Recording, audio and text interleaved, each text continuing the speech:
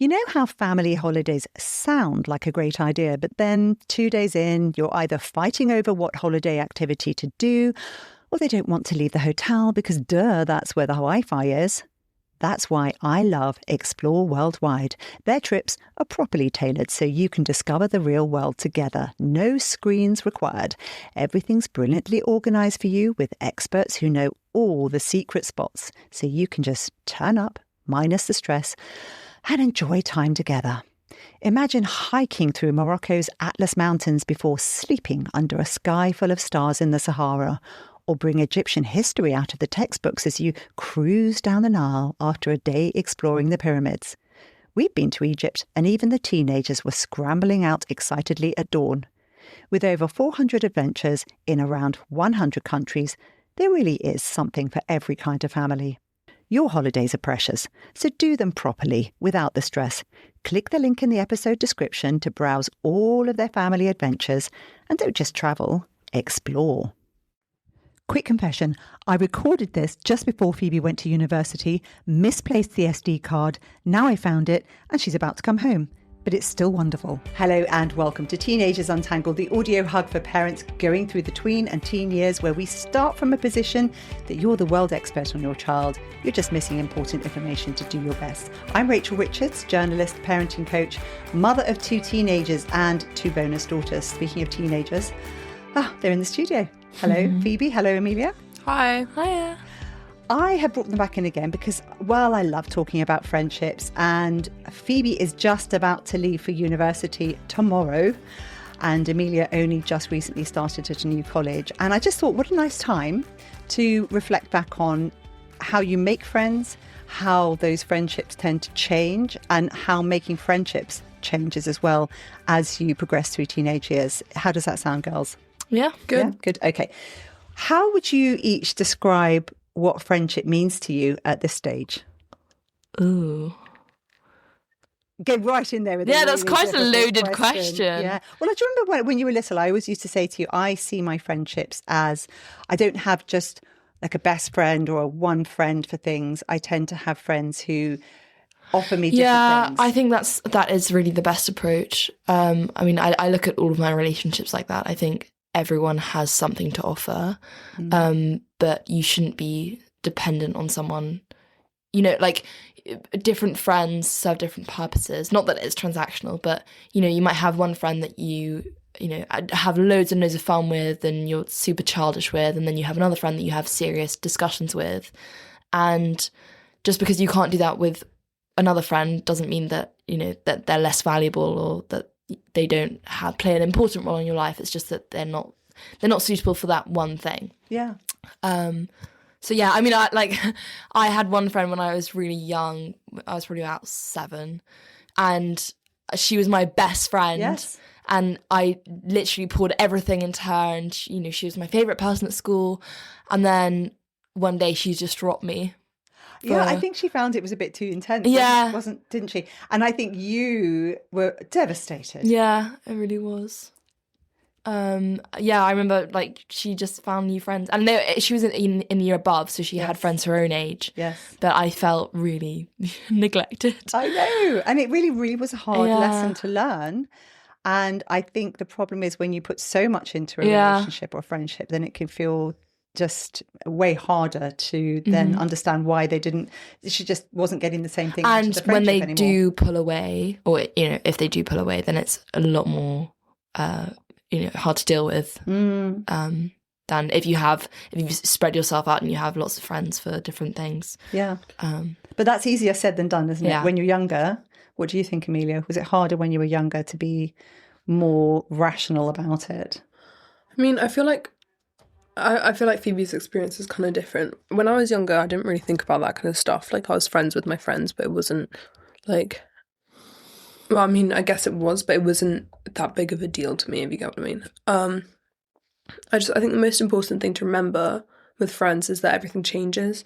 Like, if you're not as close to somebody right now, you never know, in 5 years or 5 months, you might become like super close with them, and you can never see that coming, and different people will be coming into your life at different times.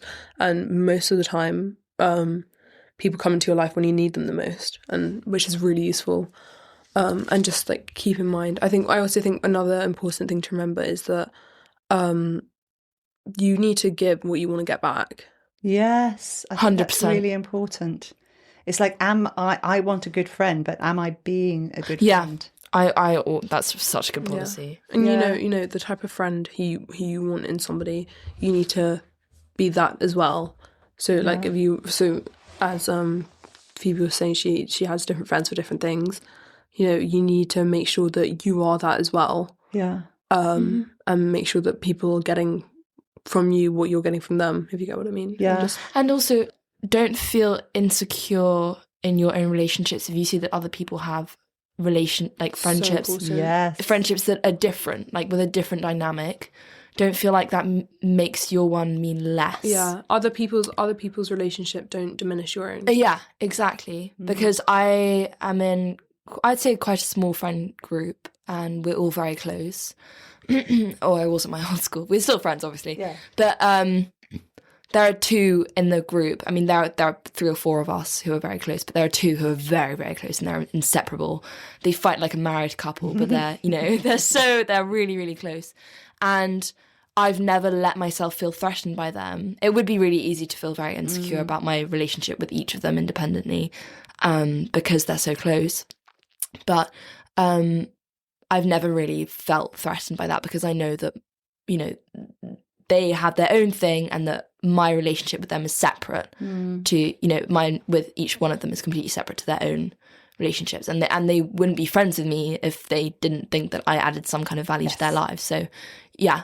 And yeah, so. Yeah. Also, this might sound a bit weird to anybody, but if you have no friends at the moment, you just need to remember that it will happen at some point, and everyone goes through phases where they have 0 friends. Like, I think, I went through a phase in my life where I had one friend, and I mean, he was the best friend I could have asked for, to be honest, but like, still, it was only one friend.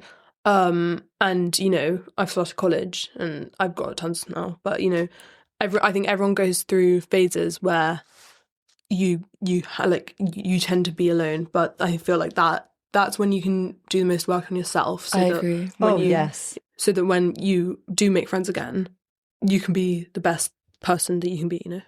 I really love that point, and I think one of the things I'd like to ask you about is, what should parents do, particularly when it's mothers with daughters or fathers with sons, when their child is friendless, which is a very painful thing for a parent to see in their child, because you feel it viscerally. You almost feel like it's personal to you, because it's so difficult.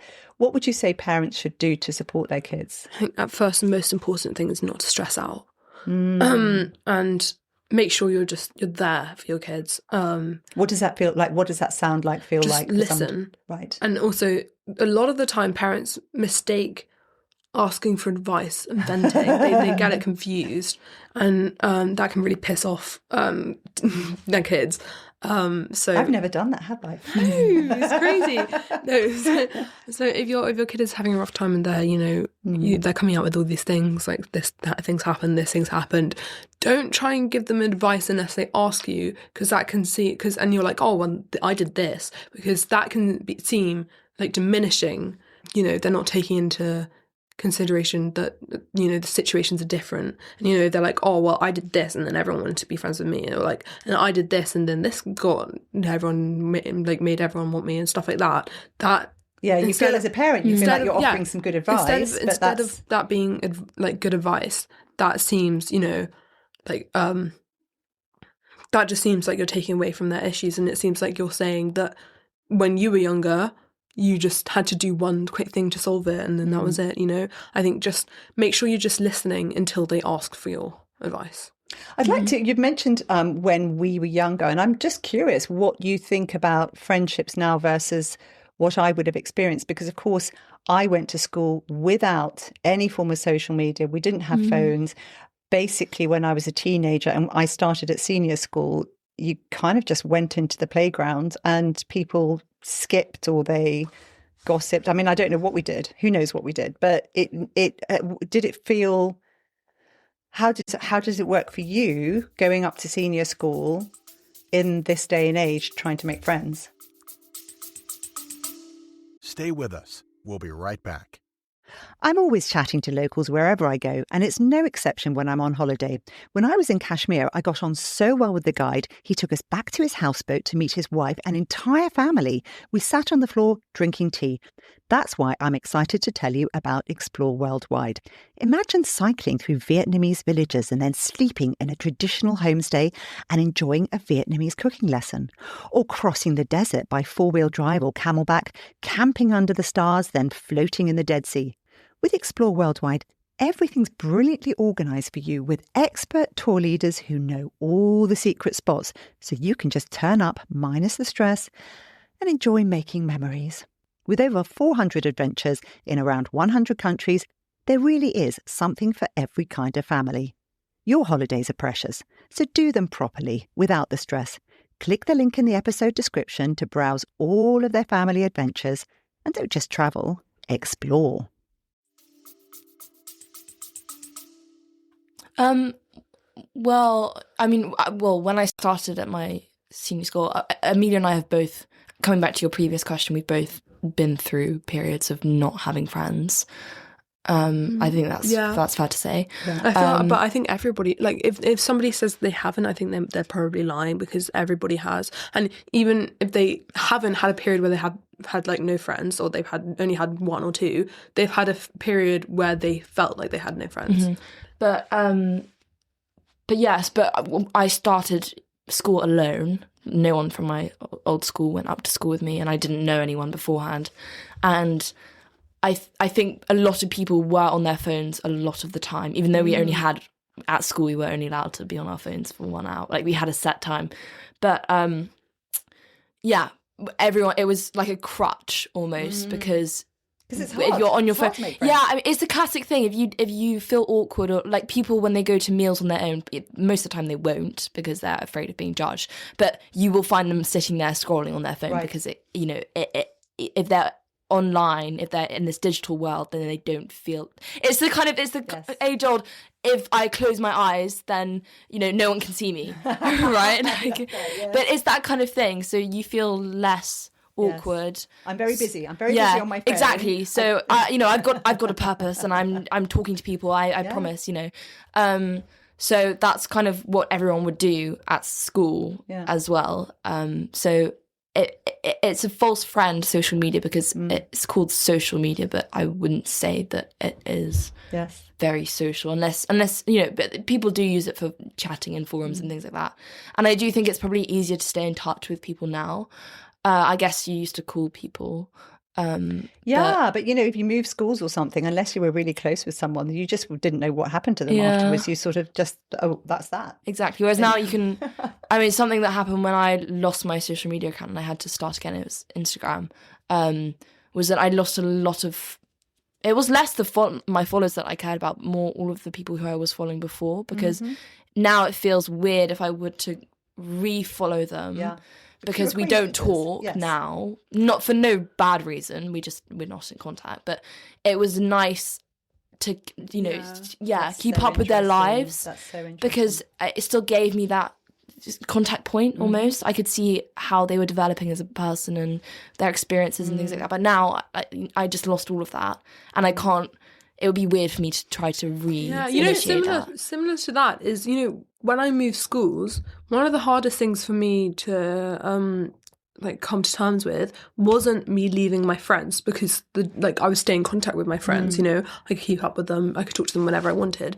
It was those people who you see around school every day and you kind of talk to, and you're friends with them, but you're school friends, so you're not out of school friends, but once you leave you just don't talk to them again. It's really that's one of the strange. To me that was the hardest part.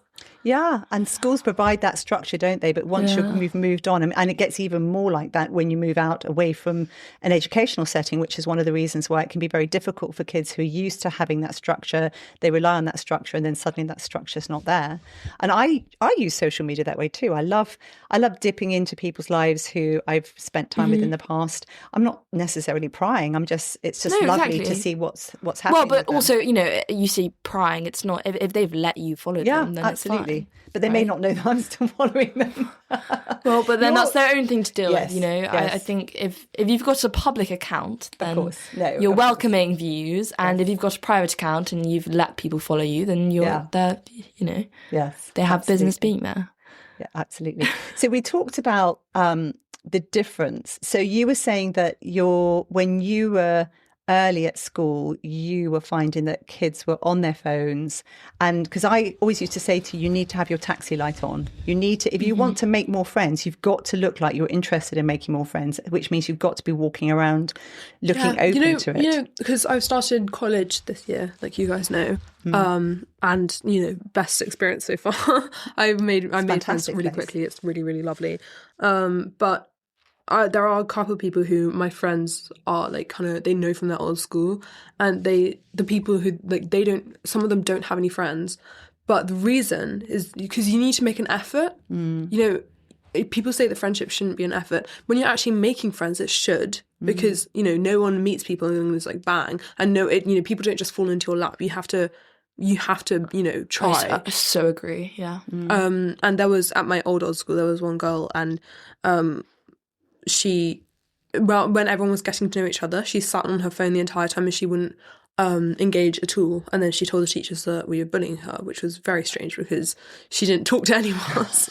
So we wouldn't talk to her. Yes. But the whole point is like it came out of the blue, but the whole point is that you need to, you know, you need to be making the effort. You can't just expect people to talk to you, you know. Yeah. I agree. I think the important thing is cultivation. So if you meet someone and you sort of click with them, or you like them, or even if you don't really gel with them, the way that I'm going into my university, for example, is that I've met a lot of people already who are going, and some of them I don't know yet. Like, the jury's out on whether I'll get, you know, be best friends with them or whatever.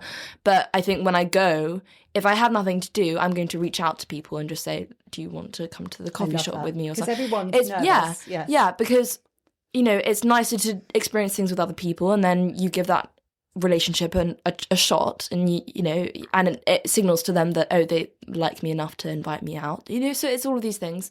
But I remember when I was going through my, you know, rough phase, you kept saying, just throw a party, You're right, because I was complaining because I wasn't being invited to any of. But the problem is that if you don't know anyone and you haven't had that initial, you know, sort of period of meeting people, and where everyone's in the same space, where like no one really knows each other, if you haven't had that, then it's really difficult to go from 0 to 100 and invite people to a party. No, you're right. So with me, it's like a gentle slope, and I think Amelia's had the same thing with like a soft launch at college or at university, where everyone's sort of in the same area and no one knows each other. But in my experience before, people already had started friendships and all of this, and so it was really hard for me to then start making new ones when people had already got out of that friendship making period. Yes, you know? People weren't looking for friends anymore. Well, I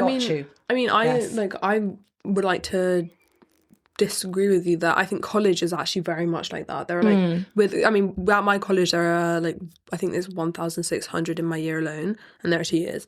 But there are like 5 schools which feed into this college. And on my interview day, the woman interviewing me looked at my school and said, I've never seen anyone coming from this school before. Because I knew one girl in the year above me, and we weren't even that close friends. I mean, she's a lovely girl, but I didn't really talk to her that much. And that was it. And everybody knew each other. Everyone in my friend group now, they have connections. Like, half of them knew each other before, half of them know people who are the same. And so sometimes they have conversations about, you know, the people that they know, like mutual friends, whatever. But, you know, I don't know. I think the one thing that I would say is people are always looking for new connections. Yeah, I think what Phoebe was trying to say is the junctions. yeah. So when you get Exactly. specific junctions which make it you have where to the really gates take open. it. You have to take advantage of, because I agree. I think I'm not saying that it was easy at all what you did. Because when there are feeder schools or when there are big friendship groups already established, it does make things a lot harder when people are already, you know, settled in their arrangements or whatever. But I think people at that point, because it was the start of a new college. Everyone was sort of in a new phase, whereas, and it was the same for me. It was in my first couple of years at my new school, but I didn't take advantage of that new time. And then when I did start looking for friends, people had already settled and people weren't looking for friends. Yes. And then I found it a lot harder. But the thing that did actually, one of my best friends, best friends, the thing that made me get really close to her was a complete out of the blue invite to a concert. Mm-hmm. And we were friends, but we were sort of acquaintances. We weren't really very close. And then you said, "Oh, we have a spare ticket. Do you want to invite someone?" And I was really stressed because I didn't have any friends. I didn't know who I was going to invite. But I was like, "There's this girl. She's really fun. She's really nice. I think I'll like her." You know, so I invited her, and that was the spark that started our And we talk about it now, and we're like, oh, who would have known that was the thing that would start our friendship? Yes. That's what it took. Yeah. But yeah, I mean, clearly she has high standards. She expects concert tickets to make friends with people. I mean, it's funny, isn't it? Because you know, I've said this a few times that one thing I've learnt in life is that things can change tomorrow. Yeah, we're sort of going through life feeling terrible about things, and you know, tomorrow you might meet somebody. Every day's a new day. Thanks. Yeah, my closest, one of my closest friends at the moment, who was there for me when I had no one. That completely came out of the blue. I mean, we'd known each other at my old school, but we'd been like mutuals. We weren't really friends. He was one of the people who I was sad because I was never going to speak to him again. But it was like I saw him around school, so it was, you know. But yeah, so. That it completely came out of the blue. He texted me on TikTok and he was like, "Oh, like how have you been? Like what have you been up to?" Anyway, from there we just really clicked and it came on to a full-blown complete friendship. It's lovely, but it's crazy how like that I was not expecting that at all. Like at all. It's crazy. Yeah. But yeah, I think just put in the effort, but also you have to be the one to reach out. If you're looking for friends, you have to be the one initiating. And it doesn't have to be as big as a concert, you know. No. It doesn't have to, but it can just be like, hey, I'm doing this. Do you want to come? Yeah. Like, you know, it can be really casual. But yeah. And then, because I think also something that's always scared me is that I don't want, no one wants this, but I'm afraid of something being awkward. But yes, true. But you know, I think everyone's scared, especially if it's, you know, you and just one other person. Be like, oh, do you want to get coffee with me? And then there's a dead conversation. But at least you gave that a shot, and then you work out, hey, we don't gel, we don't really have much in common, or you know, we don't talk about, and then that's that. And you go, okay, that person, I'm not going to get on with them. But at least you know, stuck out an olive branch or whatever. Yeah, and I think what's really interesting is. Sometimes, so I've got a friend, because this carries on into older life, and I've got a friend and I was talking to her once and she has 4 kids, and she said when she first got to school, she was really keen to make new mum friends. And she said, I've got to kid number 4 and there's a woman in that year group who's desperately trying to make friends with me. And she said, I'm done. I'm not making any more friends. And the sad thing was that parent, that mum, was probably really liked her and keen, but she's knocking on the wrong door. So it's about sort of, you know, rather than, and not taking offense when somebody's really shut for business. Yeah. Some people also, are. that's another thing. Never focus on one person. You need to keep a variety. Because, as I was saying before, friendships change. They always change. You know, one of the people who you're going to be the closest right now in 2 weeks, you could have the biggest argument and just never speak again. And, you know, people grow apart and people grow together. And you need to remember that. And I wonder, when you were younger, one thing I think was true was that you both had very high expectations of friends. Do you remember that? Because I remember trying to say, I think, you know, maybe what you want to do is you want to sort of just lower what you expect of your friends. No, I think that's fair. I think that's fair because, well, the way that friendships are portrayed in books, for example, like I consumed a lot of sort of, you know, like Mallory Towers and things like Enid Blyton, The Famous Fire, whatever it is. I can't remember. Is it Famous Fire? Yes. And their friendships was sort of idealized and made to seem like this amazing thing, and they just got on so well, and everyone was so close, and you could always rely on your friend. All of this, always having adventures. And so and I think it was a bit of a shock when you know, you're a young girl and you're imagining this is what your life is going to look like, and then it just doesn't come into fruition. Are you thinking, what's wrong with me? Yeah. And also on that, sorry, I've just thought of something else. I remember going through this period where I just forgot. Well, I didn't forget, but I got really inside my head about talking to people. I started overthinking conversation. And I was getting really stressed. I think, Amelia, you can relate to this. And you can as well. Oh, for sure. I used to. And I don't know if it's something that everyone, it might just be our family. maybe there's something wrong with us. But I've had friends say that to me. Yeah. But I went through this phase where I was like, oh my God, I can't be left one-on-one with anyone in a room. I just don't know what I'm going to do. I don't know how to talk to them. What do I say? And I think we just sort of build up friendship to be this massive thing, and like making friends as well. And we just need to completely bring that down and just think, huh? On the topic of conversation, I think another thing that you need to remember is it's always two-sided. And if somebody isn't if somebody's not pushing back, you need to, like, if you're pushing a lot and if it's one-sided back, then one-sided, then you kind of need to take a step back and think about maybe why they're not interested in having a conversation with you.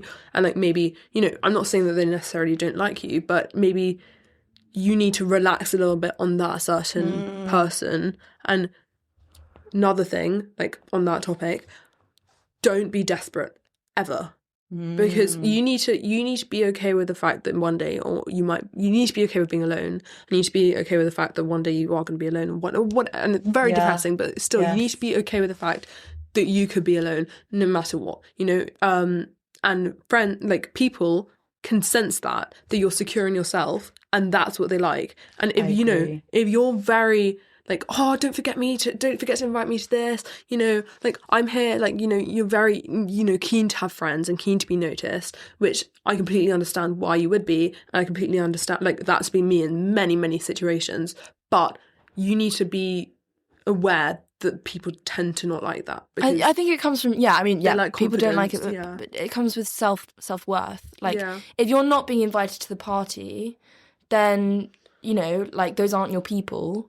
Don't push for it, but also, like, I don't know, don't try to force something where you're not wanted, because clearly they haven't tried to include you or whatever. So you know, it maintains some self-pride and self-worth, and go, those people aren't for me, and seek friendship elsewhere. Yeah. I think that's the real thing. One of my, like, I have some rules for myself. You know, one of them, going back to expectations, is I never ever want to have expectations, because expectations are the thief of joy. You know, have hopes, don't have expectations. Oh, I like that. Yeah, very, very different thing. You know, if you want your child to succeed, I would say have hopes for them. Don't have expectations for them. Well, obviously, like, do the dishes and stuff, you can have those kind of expectations, but academically, for example, don't have expectations like, oh, I expect you to be getting this grade, unless it's, oh yeah, I expect you to be working hard, because I always want your kids to work hard. But that can really, you know, put pressure on them. The other one is I never want to like someone more than they like me, which I think, you know, starting off it's like fine, but I think once you're in a proper friendship, you want it to be equal. You know, you want to be pushing in the same. Yeah, but you say that, but it's never going to be completely equal. No. There will be times when your friend is going through the worst. You know, it's a counterbalance. Like, there's a difference. If somebody's going through the worst period of their life and they're not being in contact with you, that's different, because, you know, that's not them not liking you. No, I'm not talking about, like, contact necessarily, but maybe they're acting out towards you or whatever, but it doesn't... But that doesn't mean that they don't like you. Yeah, but how do you measure that, though? I mean, if you're more invested in a friendship than somebody else is... But there will be times when I'm reaching out, you know, I'm constantly inviting my friend to this and this and this, and then a few months later, then she'll be doing... Okay, but that's different, because she's showing that she cares as well. But and if she's appreciative and stuff like that, there are signs that people care. It's when people don't care, and you can tell that somebody doesn't care. No, and that's you true. don't want to be chasing someone. I know, but you said equal, and it can't always be equal. But you don't want to have a one-sided friendship either way. You don't want somebody to be more invested in you than you are in them, because then that can put a lot of pressure on you, and you don't want to be more invested in someone than they are on you, because that just feels awful. Sorry, I found this quote that when Amelia was talking about expectations. Uncommunicated expectations cause premeditated resentments. Ooh. So it's like it's slightly different, but if you expect something from someone that you haven't communicated to them, they're not going to be able to meet that. And you're already going to resent them because they're not meeting your expectation, but you haven't communicated that to them. Yeah.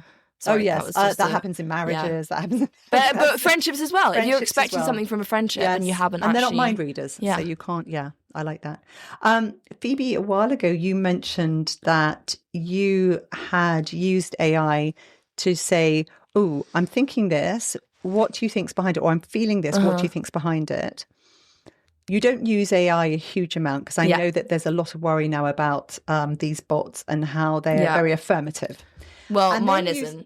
Okay. wait. Mine is rude. Yes. So one thing you said, which really stuck with me, was that you realised that if you go to an AI bot to get your help and support, and you don't ask your friends and you don't confide in your friends, what you're missing out on is an opportunity for closeness with your friends, because a friendship develops the more you have conversations and you're vulnerable. 100%.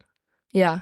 Because then I feel like in the process of you being vulnerable with someone and opening up about something, in the way that they respond to you, you then, you feel more comfortable around them. It's affirmative for your friendship because you then build up more trust. And on the flip side, they will then feel, again, honoured that you've come to them with your problem and that you can trust them with that, and then they'll feel more warmth towards you. It's like it's a process, but you just completely miss out. And AI can't understand your emotions, and they haven't got your. I don't know. It's so different. You're building human connection when you bring that to your friendships.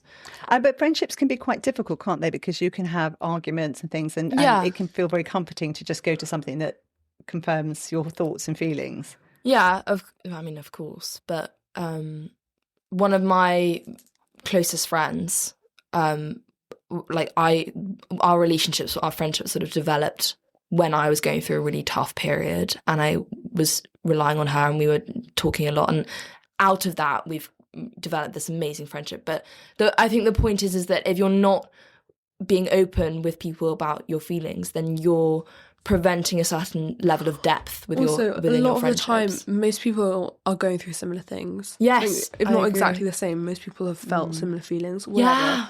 I think that can open up a lot of gates for people. Yeah, and then both of you go, "Oh my god, you've had the same thing," and then for both of you, you go, "Oh, okay, this is a normal."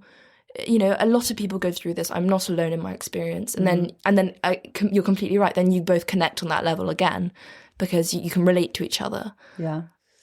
Do you think you can have a good friendship with someone remotely, like over social media, over...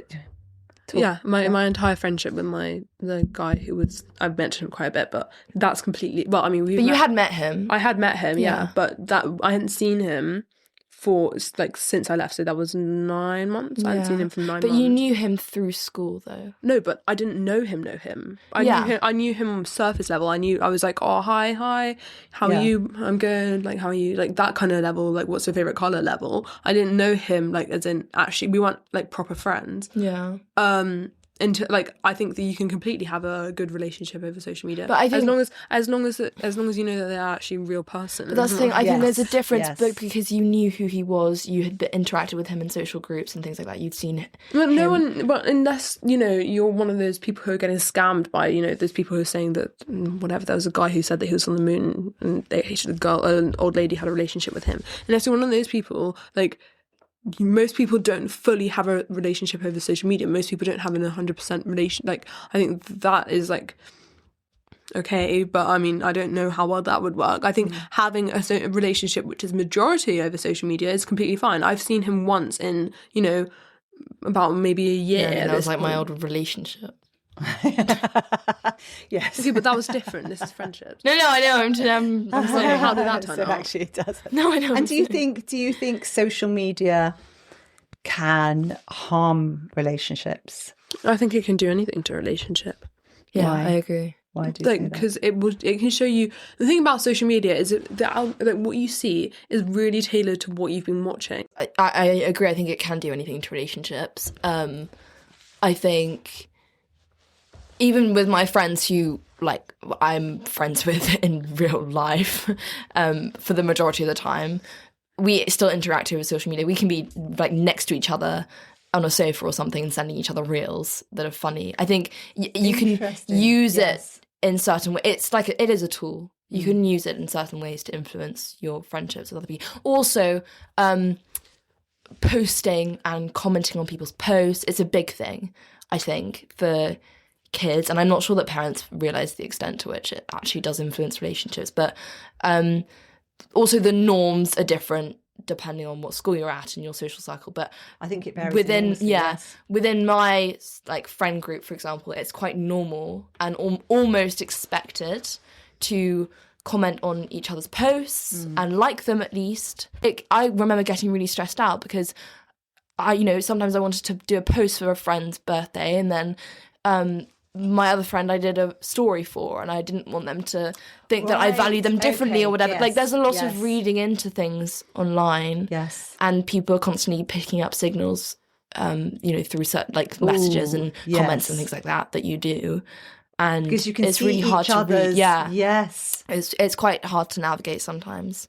But yeah, I think it does really influence. Interesting. Friendships. I worry about that myself, about, posting about my kids or, like a happy birthday message and did I do an equal? Yeah. I only do it privately, but even so, I do worry about that. So top tips for the worst things you can do with friendships, the mistakes that you've seen people make or when they were younger and also now, how are you going to avoid the big mistakes now? This is something that I've heard from other people, but date your friends. Ooh. And not in the like go and have romantic but date your friends in the sense that I think you should look at it like a relationship. Oh, I like that. In the sense that you want your values to be aligned. You don't have to agree politically or whatever. Like you don't have to be seeking marriage material in the kind of friend, because there'll be certain things that you would want in like a husband or wife or whatever that your friends won't have, and that's fine. But I say that, as I said, in the sense of like make sure that you're aligned in certain aspects, and because I would say all my closest friends, we all think a certain way, we all value certain things. That means that we are very compatible in our friendships, and that doesn't mean that you have to agree on everything. I think to an extent, arguments are valuable and healthy, because I read this. I've been reading a book on love. And it's not just like on romantic love, it's just love in general. But there was something that I read which said that if you're having arguments in your friendships or romantic relationships, it is a healthy thing, because it means that you value each other enough and respect each other enough and respect the relationship enough to show a side of yourself that they might not like. Oh, I like that. So you're not putting forward this perfect image of yourself, which is unsustainable. Exactly. Because everyone is flawed, and you're never always going to love everything about someone. But if you're having, obviously not arguments all the time, but if you're having disagreements and tiffs and things like that, it means that you trust each other enough to show that side of yourself that they might not agree with fully. I love that. So I think meeting adversity and conflict is healthy in relationships. Yes, I think, and not just cancelling someone because you've decided they don't agree. But yeah, well, here's one thing I want to bring up. What about WhatsApp groups, social groups, when you're just joining new friendships? Because I have seen situations where people say stuff on those groups, and you think, ooh, I probably wouldn't say that sort of thing because you're revealing yourself and in a way that may be misconstrued. Do you think that, do you have any advice? Because, as a parent, I would always say to my kids, be very, very, very careful of what you say in a public group when you don't, if it's a tiny group and it's just you and your best friends, that's one thing. But a lot of kids nowadays get added to groups. Snapchat groups or whatever, and they can't control the information that's going out there. So I would be really cautious. Well, yeah, I think you've said it all, to be honest. Yeah, I mean, there's all the stuff about a digital footprint and being really careful with that. But also just people formulating opinions about you through the things that you say and type and yes.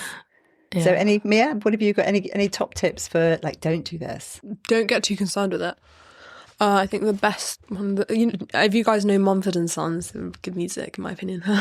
Anyway, they have this one line in one of their songs, which is you'll spend your days fixing all the problems that you made in your head. Ooh, people tend to overthink things in their mind, and you start overthinking your friendships and stressing about what's going on, stuff like that. And yeah, I think that's such a big problem because most people aren't thinking about you in that way. They're thinking about themselves. Yeah. And I think you need to calm down, and unless anything's actually happening in real life, it's not a problem, and you shouldn't view it as a problem and just think about something else. I mean, I know that's easier said than done, but there are a lot better things that you could be doing with your time. And I love your point about when you don't have friends, why not work on yourself, work on your hobbies, work on other things, personal growth to prepare yourself. And I think that's the same when I split up from my ex-boyfriend. I spent a whole year just working on who I am. Why am I doing the things I'm doing? Why did I make the decisions I made before? And I grew dramatically. So I love that point about, developing yourself. Great. Brilliant. Well, thank you so much, girls. I really appreciate it. Phoebe's off. When are we going to see you again? I don't know. So congratulations. I hope you enjoy university. And Amelia, thank you so much. I'm so happy you're enjoying your college. If you found this useful, then please send it to at least one person. You can give us a 5-star rating just by going onto your app, tapping the 5 stars, or make sure you're following. And if you want to contact us, it's www.teenagersuntangled.com, and the email address is teenagersuntangled@gmail.com. I'm on all the social media. I've got a Substack too now, so you can read other extra things and extra thoughts there and join our club. That's it for now. Have a great week. Bye-bye.